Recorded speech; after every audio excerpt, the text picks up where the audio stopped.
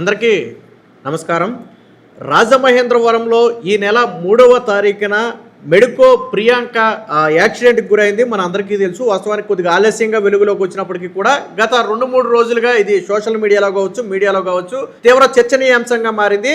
ఇద్దరు వ్యక్తులు తప్పతాగి చేసినటువంటి ఒక పనికి గాను ఈరోజు ప్రియాంక అయితే మృతి చెందడం జరిగింది. నిన్న మధ్యాహ్నం 3:22 సమయంలో ప్రియాంక చనిపోయినట్టుగా హైదరాబాద్ కిమ్స్ హాస్పిటల్ వైద్యులు అయితే ధృవీకరించడం జరిగింది. వాస్తవానికి ఇది పూర్తిగా రాజకీయాలతో సంబంధం లేనటువంటి అంశం. రెండోది జరిగింది ఖచ్చితంగా బాధాకరమైనటువంటి విషయమే. అక్కడ ప్రియాంకనే కాదు, ఎవరున్నా సరే, ఎవరి కూతురున్నా ఎవరు కొడుకున్నా జరిగిన ఘటన అనేది తీవ్ర విషాదం. ఎందుకంటే ఎక్కడో తెలంగాణలో ఉన్నటువంటి మహిళ ఎంబీబీఎస్ పూర్తి చేసి, ప్రియాంక ఎంబీబీఎస్ పూర్తి చేసి, ఈ అమ్మాయిది గద్వాల్ జిల్లా ఎక్లస్పూర్ అనేదో చెప్తున్నారు స్వస్థలం. సో ఎంబీబీఎస్ పూర్తి చేసి ఇప్పుడు డెర్మటాలజీ పీజీ కోసం జిఎస్ఎల్ మెడికల్ కాలేజీలో మొదటి సంవత్సరం చదువుతుంది. వాస్తవానికి ప్రసాద్ ఆదిత్య మాల్ దగ్గరికి మూవీకి వెళ్ళి తిరిగి వస్తున్న సమయంలో జరిగినటువంటి ఘటన ఇది. అయితే వాస్తవంగా మామూలుగా ఢీకొని వెళ్ళిపోయి ఉండుంటే ఏం జరుగునో, బట్ మళ్ళీ రివర్స్లో వెనక్కి వచ్చి మరొకసారి తొక్కటం వల్ల తలపై నుంచి ఆ కార్ టైర్ వెళ్ళింది. దాంతోనే బ్రెయిన్ డెడ్ అయిందని కూడా చెప్తున్నారు. సరే, వాస్తవాలు ఏదనేది పోలీసులు చెప్పాలనుకోండి. అయితే దీని మీద ఇప్పుడు రాజకీయం చేసే ప్రయత్నం చేయడం మాత్రం అత్యంత దుర్మార్గమైన విషయం. ఎందుకంటే కన్న తల్లిదండ్రులు తీవ్ర దుఃఖంలో ఉన్నారు. అలాగే సహచర విద్యార్థులు తీవ్ర దుఃఖంలో ఉన్నారు. కాలేజీ కూడా అత్యంత తీవ్ర విషాద ఘటనలోనే కాలేజీ కూడా ఉంది. ఎందుకంటే వాళ్ళ కాలేజీకి చెందినటువంటి ఒక అమ్మాయికి ఇలా జరగటం అనేది కాలేజీకి కూడా ఖచ్చితంగా ఇబ్బందికరమే. సో వాళ్ళు కొంత దిగ్భ్రాంతిలో ఉన్నారు. సో ఇలాంటి సమయంలో ఖచ్చితంగా ఆ అమ్మాయికి న్యాయం జరగాలి. ఎవరైతే తప్పదాగి యాక్సిడెంట్ చేశారో వారికి శిక్ష పడాలని కోరటంలో ఎటువంటి సందేహం లేదు. ఇందులో రాజకీయ పార్టీలో లేకపోతే ఇంకోటి అని ఎటువంటి సందేహం లేదు. అయితే ఇప్పుడు మొదట్లో న్యాయం జరగాలని కోరి ఇప్పుడు దాన్ని రాజకీయంగా మలిచే ప్రయత్నం చేయడం అనేది కొంచెం చర్చనీయాంశం. ఎందుకంటే ఇప్పుడు ఆల్రెడీ వాళ్ళ ఫాదర్ మాట్లాడినటువంటి వీడియో కూడా వచ్చింది. బట్ వాళ్ళ ఫాదర్ మాట్లాడే టయానికి ఇంకా అమ్మాయికి సీరియస్గా ఉంది, మీరు ఇమీడియట్గా హైదరాబాద్ రండి అని చెప్పారంట. ఏపీలో ఉన్నారు అప్పుడు వాళ్ళ ఫాదరు. బట్ ఆ సమయానికి ఇంకా విద్యార్థిని అయితే చనిపోలేదు. కానీ తర్వాత మధ్యాహ్నానికి అయితే విద్యార్థిని అయితే చనిపోయినట్టుగా అయితే తెలిసింది. ఇందులో రాజకీయం ఏంటంటే వైఎస్ఆర్సీపీ పార్టీ కావచ్చు, లేదా మాజీ ఎంపీగా ఉన్నటువంటి భరత్ కావచ్చు, ఇది కూటమి వైఫల్యంగాను, అలాగే ఎవరైతే చనిపోయిన ప్రియాంక తండ్రి ఉన్నాడో ఆయన కూటమి ప్రభుత్వాన్ని నిలదీసినట్టుగాను వాళ్ళ సోషల్ మీడియాలో కావచ్చు, వైసీపీ అఫీషియల్ మీడియాలో కావచ్చు పోస్ట్ చేసుకున్నారు. అలాగే భరత్ కూడా దీని గురించి మాట్లాడాడు. యాక్సిడెంట్ జరిగి ఇన్ని రోజులైతే ఎందుకు నిందితులను అరెస్ట్ చేయలేదు, ఎందుకు చర్యలు తీసుకోలేదని. ఆల్రెడీ ఇద్దరు నిందితులు ఎవరైతే ఈ యాక్సిడెంట్కి కారణమైనటువంటి నామవరానికి చెందినటువంటి దుష్యంత్ కావచ్చు, లాలా చెరువుకు చెందినటువంటి విలియం జోసెఫ్ కావచ్చు, వీళ్ళిద్దరిని అరెస్టు చేయడం జరిగింది, కేసు నమోదు చేయడం జరిగింది. వీళ్ళని ఆల్రెడీ రిమాండ్ కూడా కోర్టు ఈ నెల 21 వరకు వారికి రిమాండ్ కూడా విధించడం జరిగింది. సో వాళ్ళని తప్పించాలనే ప్రయత్నం జరుగుంటే అసలు రిమాండ్ వరకు వెళ్లే అవకాశమే ఉండేది కాదు. పోలీసులు కూడా ఇమీడియట్ గా పట్టుకున్నారు. అసలు ఈ విషయం బయటికి రాకముందే, ఘటన జరిగిన వెంటనే ఆ వ్యక్తులు ఎవరో తెలియక ముందే పోలీసులు వాళ్ళని ఐడెంటిఫై చేసి స్థానిక పోలీసులు కూడా పట్టుకున్నారు. పట్టుకున్న తర్వాత ఇమీడియట్ గా కేసు నమోదు చేశారు. ఆ తర్వాత సీసీటీవీ ఫుటేజీ కావచ్చు, లేదా స్థానికంగా అక్కడ ఉన్న వారిని విచారించడం కావచ్చు. ఆ మాల్లో ఉన్న వారిని విచారిస్తే తెలిసిందేంటి, ఇప్పుడు ఎవరైతే మనం జోసెఫ్ అలాగే దుష్యంత్ వీళ్ళ గురించి చెప్పుకున్నాము, వాస్తవానికి వీళ్ళు మద్యం తాగి మాల్లోకి వెళ్ళే ప్రయత్నం చేశారు, ప్రసాద్ ఆదిత్య మాల్లోకి వెళ్ళే ప్రయత్నం చేశారు. అక్కడ సెక్యూరిటీ సిబ్బంది వీళ్ళని అడ్డుకున్నారు. ఎందుకంటే తాగి మాల్లోకి వెళ్ళనివ్వరు. సెక్యూరిటీ సిబ్బందితో గొడవ పడి అక్కడ నుంచి సెక్యూరిటీ సిబ్బంది గట్టిగా రియాక్ట్ అయ్యే టయానికి వాళ్ళు వేగంగా తిరిగి వెళ్ళిపోయే క్రమంలోనే వేగంగా వెళ్ళిపోయి తగిలారనేది తెలుస్తుంది. మీకు ఆల్రెడీ ఆ విజువల్స్ కూడా చూసే ఉంటారు. ఆ గేట్ వద్ద వాస్తవానికి ఎక్కువ ఉంటారు. అంటే బహుశా మూవీ వదిలిన టైం అయి ఉండొచ్చు. జనం వెళుతుంటే ఈ స్కూటీ చిన్నగా స్లోగా మూవ్ అవుతుంది కిందకి. కారు మొదట్లో ఆగినట్టే ఆగి తరువాత వెంటనే మీదకు ఒకసారిగా దూసుకెళ్ళిపోయింది. ఇప్పుడు తాగి ఉండటం వల్ల డ్రైవింగ్లో కంట్రోల్ లేకపోవడం వల్ల జరిగింది. కాకపోతే ఒకసారి కాదు 2-3 సార్లు మళ్ళీ వెనక్కి వచ్చి మళ్ళీ తల మీద నుంచి వెళ్ళాడని కూడా చెప్తున్నారు. పోనీ వీరికి వారికి ఏమైనా శత్రుత్వం ఉందా, వీళ్ళకి వాళ్ళకి ఏమైనా పరిచయం ఉందా అంటే అలాంటివేవి కూడా ఉన్నట్టుగా ఇప్పటి వరకు రాలంటే ఏదైనా కక్షగట్టి చేశాడా అనటానికి వాళ్ళకి పరిచయం ఉన్నట్టుకు కూడా ఏమీ తెలియటం లేదు. సో వాస్తవాలు ఇంకా బయటకు రావాల్సి ఉంది. ఇన్వెస్టిగేషన్ జరుగుతుంది. ప్రస్తుతానికి వాళ్ళు జైల్లో ఉన్నారు. అయితే వైసీపీ అఫీషియల్ పేజ్లో దీన్ని ఏమనేశారంటే, కూటమి ప్రభుత్వం వైఫల్యం చెందిందని, తన కూతురికి న్యాయం చేయటం లేదని ఆ తండ్రి ఆవేదన వ్యక్తం చేసినట్టుగా వైఎస్ఆర్సీపీ సోషల్ మీడియాలో కావచ్చు, అఫీషియల్ మీడియాలో వేసుకున్నారు.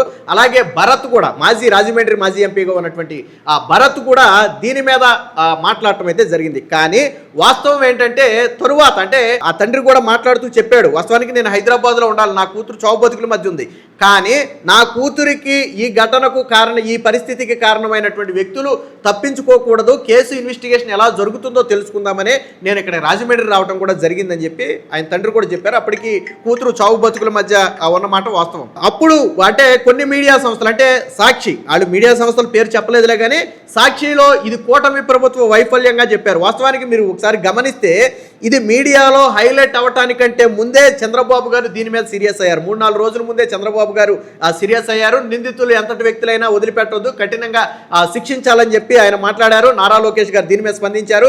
ఈవెన్ నిన్న కూడా నారా లోకేష్ గారు దీని మీద స్పందించారు. అంటే బాధపడుతూనే ఈ ఘటనలో బాధ్యులైన వారిని ఇప్పటికే అరెస్టు చేసి జైలుకు పంపాం, వారి మీద మరిన్ని కఠిన చర్యలు తీసుకుంటాం, ఈ కుటుంబానికి అండగా ఉంటాం తప్ప ఎవరిని ఎట్టి పరిస్థితుల్లో వదిలిపెట్టే ప్రసక్తే లేదని చెప్పి నిన్న నారా లోకేష్ గారు కూడా సోషల్ మీడియా వేదికగా రెస్పాండ్ అయ్యి చెప్పడం జరిగింది. అంటే వాస్తవానికి కూటమి ప్రభుత్వం వాళ్ళని వదిలిపెడితే తప్పు, పోలీసులు వాళ్ళని ఇన్ని రోజులు పట్టుకోకుండా పోయి ఉంటే అది తప్పుగా మనం భావించవచ్చు. అలాగే వాళ్ళు జైలుకు వెళ్లకుండా బెయిల్ తీసుకుని బయటకు వచ్చేసి ఉండుంటే మనం దాన్ని కూడా తప్పుగానే భావించవచ్చు. కానీ పోలీసులు ఘటన జరిగిన 2-3 గంటల వ్యవధిలోనే వాళ్ళు ఎవరో సీసీటీవీ ఫుటేజ్ ఆధారంగా ఐడెంటిఫై చేశారు. వెంటనే వాళ్ళని పట్టుకోవడం జరిగింది, కోర్టులో హాజరుపరిచారు. కోర్టు ఈ నెల 21 వరకు రిమాండ్ విధించింది. వాళ్ళ మీద పెట్టినటువంటి శిక్షలు కూడా చాలా కఠినంగా పెట్టారు. అయితే ఈ ఏదైతే సాక్షి కావచ్చు లేదా కొన్ని మీడియా సంస్థల్లో లేదా వైసీపీ సోషల్ మీడియాలో వస్తున్నటువంటి వార్తల పట్ల వాళ్ళ తల్లిదండ్రులు కూడా ఆవేదన వ్యక్తం చేశారు. దాంతో వాళ్ళకు వివరణ కూడా ఇచ్చారు. ఏమనంటే, అందరికీ నమస్కారం, ఏంటంటే నా కూతురి ఘటనకి నేను చాలా తీవ్ర దుఃఖంలో ఉన్నా. ఈ పరిస్థితుల్లో నేను ఎక్కడేం జరుగుతుందో పరిశీలించే అవకాశం కూడా లేదు. కానీ నేను నా ఆవేదనతో మాట్లాడినటువంటి కొన్ని మాటలను కొన్ని మీడియా సంస్థలు వక్రీకరించాయని నా దృష్టికి వచ్చింది. దయచేసి అలాంటి పరిస్థితులు తీసుకురావద్దు. నేను నా కూతురికి అన్యాయం జరుగుద్దేమనే భయంతోనే నేను పోలీస్ స్టేషన్కి వచ్చిన మాట మాత్రం వాస్తవం.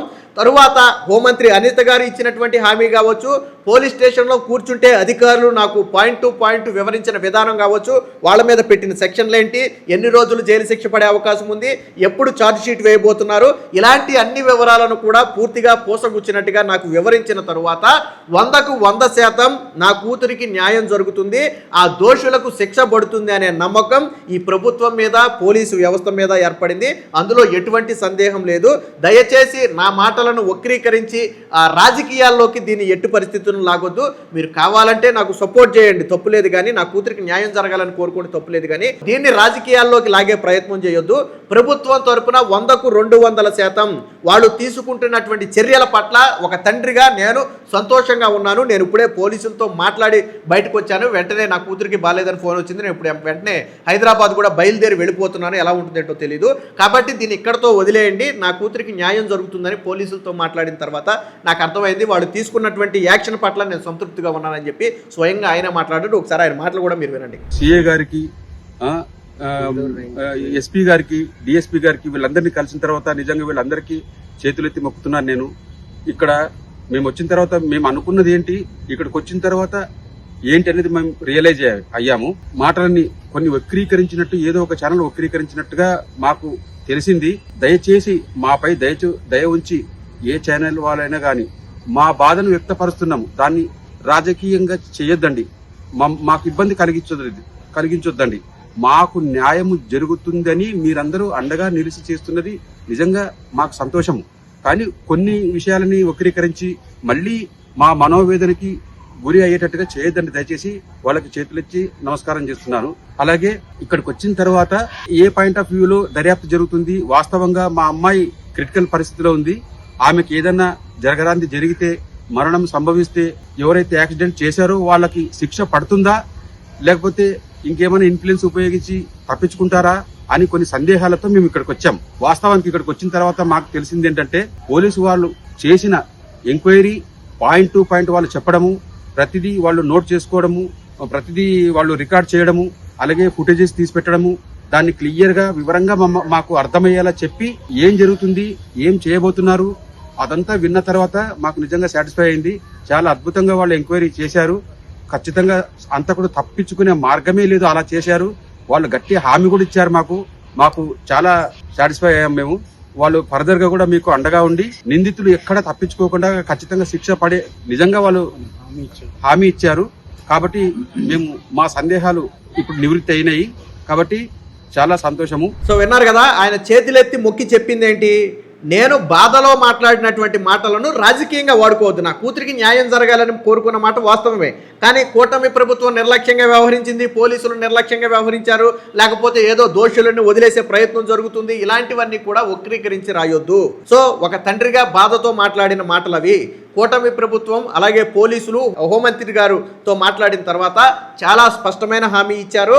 ఇవ్వటమే కాదు, వాళ్ళు రిటర్న్గా తీసుకున్నటువంటి చర్యలన్నింటినీ కూడా నాకు చూపించారు. నేను ఒక తండ్రిగా ప్రస్తుతానికి సంతోషంగానే ఉన్నాను. ఎందుకంటే ఆ నిందితులకు శిక్ష పడుతుంది అనే నమ్మకం అయితే నాకుంది. బట్ నా కూతురు చావు బతుకుల మధ్య ఉండటం నాకు అది కొంచెం బాధాకరం అని చెప్పి ఆయన మాట్లాడటం జరిగింది. అంటే ఎందుకు దీని గురించి మనం వీడియో చేయాల్సి వచ్చిందంటే ఇది వాస్తవానికి రాజకీయాలకు అతీతంగా జరిగినటువంటి ఘటన. నేను మళ్ళీ చెప్తున్నాను, ఎప్పుడు మనం ప్రభుత్వాన్ని నిందించాలి అంటే నిందితులు తప్పించుకునే ప్రయత్నం జరిగితే నిందించవచ్చు, 100కు 100% నిందించవచ్చు.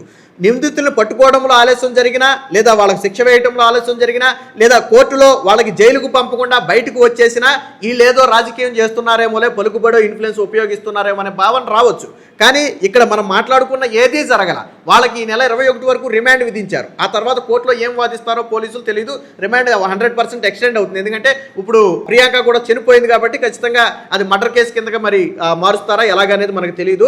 సో మరి ఏం జరుగుతుందో చూడాలి. సో దీన్ని కాకపోతే ఎంపీ భరత్ దీన్ని రాజకీయంగా, అంటే ఆడ ప్రాంతం కాబట్టి దీన్ని రాజకీయంగా వాడుకునే ప్రయత్నం చేయడంతో దాన్ని వైసీపీ సోషల్ మీడియా కూడా రాజకీయం చేసే ప్రయత్నం జరిగింది.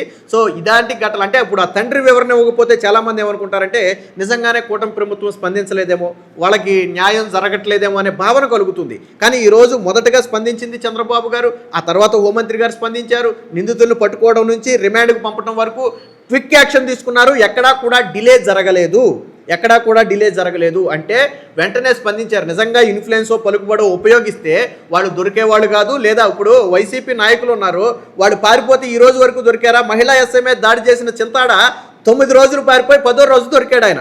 అలాగే గతంలో బొల్లా బ్రహ్మనాయుడు హైదరాబాద్లో ల్యాండ్ కొట్టేసే బొల్లా బ్రహ్మనాయుడు వారం 10 రోజులు పారిపోయి తమిళనాడులో దొరికాడు. తర్వాత తమ్మినేని సీతారాం వారం రోజులు అజ్ఞాతంలోకి పారిపోయి కోర్టు బెయిల్ ఇచ్చిన తర్వాత బయటకు వచ్చాడు. జోగి రమేష్ ఫ్యామిలీ ఈ రోజుకి పరారీలోనే ఉంది. అలాగే వైసీపీ ఎక్స్ఎమ్మెల్యే అయినటువంటి ముస్తఫా ఒక కిడ్నాప్ కేసులో కేసు నమోదు చేస్తే వారం రోజులు పారిపోతే నిన్న మొన్న గుజరాత్లో అరెస్ట్ చేశారు. వైసీపీ నాయకులు చేస్తున్నారు, కానీ వీళ్ళు ఎక్కడ అలా పారిపోలేదే. పారిపోయే అవకాశం కానీ తప్పించుకునే అవకాశం కానీ కూటమి కానీ పోలీసులు కానీ ఇవ్వలేదే. మరి దీని రాజకీయం ఎలా చేస్తాం? మీరు న్యాయం జరగాలని కోరండి, తప్పులేదు.